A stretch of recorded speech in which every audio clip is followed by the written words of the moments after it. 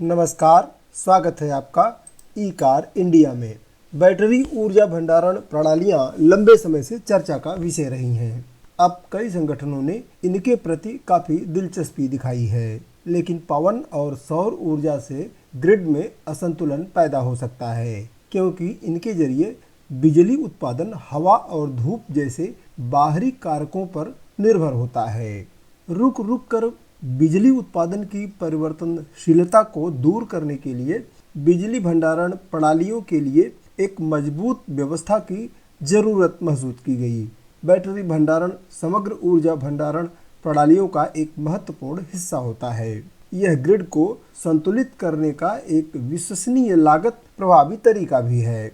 जनवरी 2020 में जारी एक रिपोर्ट में 2029-30 के लिए इष्टतम उत्पादन क्षमता मिश्रण शीर्षक से केंद्रीय विद्युत प्राधिकरण ने ऊर्जा भंडारण प्रौद्योगिकी की ओर से पूरक अक्षय ऊर्जा उत्पादन के साथ थर्मल आधारित उत्पादन के प्रतिस्थापन की परिकल्पना की है। यह एक प्रमुख नीतिगत घोषणा रही है जो भारत की ऊर्जा नियोजन पद्धति के अध्ययन को प्रभावित करेगी। यह बिजली के उत्पादन और संचरण के अनुकूलन के लिए मौजूदा और भविष्य की अक्षय ऊर्जा क्षमता के साथ ऊर्जा भंडारण प्रणालियों के एकीकरण पर ध्यान केंद्रित करेगी। इससे पहले जनवरी 2017 में भारतीय केंद्रीय विद्युत नियामक आयोग CERC ने भारत में बिजली भंडारण प्रणालियों की शुरुआत पर एक स्टाफ पेपर प्रकाशित किया था। CERC ने माना कि ग्रिड में अक्षय ऊर्जा की बढ़ती हिस्सेदारी ने पीक और बेस लोड प्रबंधन,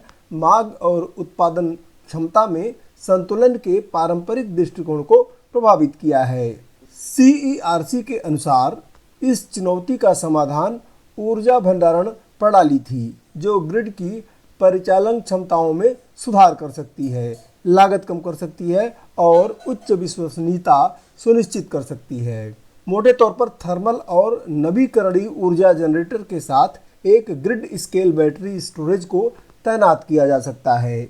अधिशेष ऊर्जा का भंडारण कम मांग अवधि के दौरान और संग्रहित ऊर्जा की आपूर्ति उच्चतम मांग अवधि के दौरान की जा सकती है।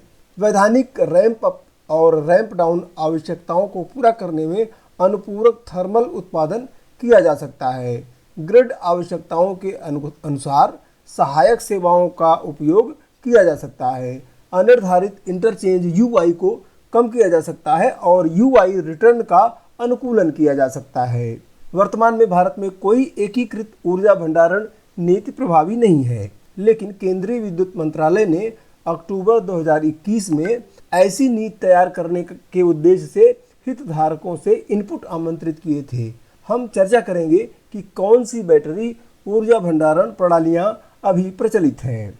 लिथियम आयन बैटरी की खासियत। लिथियम आयन बैटरी अधिकांश पोर्टेबल उपभोक्ता इलेक्ट्रॉनिक्स जैसे सेल फोन और लैपटॉप में उपयोग की जाती है। यह दूसरी ऊर्जा भंडारण प्रणालियों के मुकाबले प्रति यूनिट द्रव्यमान में उच्च ऊर्जा उपलब्ध कराती है। लिथियम आयन बैटरी के अधिकांश घटकों का पुनर्नवीनीकरण किया जा सकता है, लेकिन सामग्री की लागत उद्योग के लिए एक चुनौती है। सटीक रसायन अक्सर उपभोक्ता इलेक्ट्रॉनिक्स बैटरी से भिन्न होता है। उनकी अपेक्षाकृत उच्च लागत को कम करने, उनके उपयोगी जीवन का विस्तार करने और अतिताप के संबंध में सुरक्षा चिंताओं को दूर करने के लिए अनुसंधान और विकास किए जा रहे हैं। निकल धातु हाइड्राइड बैटरी की विशिष्ट शक्ति क्षमताएं। निकल मेटल हाइड्राइड बैटरी का इस्तेमाल कंप्यूटर और चिकित्सा उपकरणों में नियमित रूप से किया जाता है। इससे उचित विशिष्ट ऊर्जा और विशिष्ट शक्ति क्षमताएं मिलती हैं। निकल मेटल हाइड्राइड बैटरियों का जीवन चक्र लेड एसिड बैटरी की तुलना में बहुत लंबा होता है। ये सुरक्षित और दुरुपयोग को सहन करने वाली होती हैं। इन बैटरियों का व्यापक रूप से भारी इलेक्ट्रिक वाहनों में उपयोग किया गया है। निकल मेटल हाइड्राइड बैटरियों के साथ मुख्य चुनौतियां उनकी उच्च लागत, उच्च स्वनिर्वहन, उच्च तापमान पर ऊष्मा उत्पादन और हाइड्रोजन हानि को नियंत्रित करने की आवश्यकता है। उच्च शक्ति के लिए शीशा अम्लीय बैटरी। लेड एसिड बैटरी को उच्च शक्ति के लिए डिजाइन किया जा सकता है। ये सस्ती, सुरक्षित और विश्वसनीय है।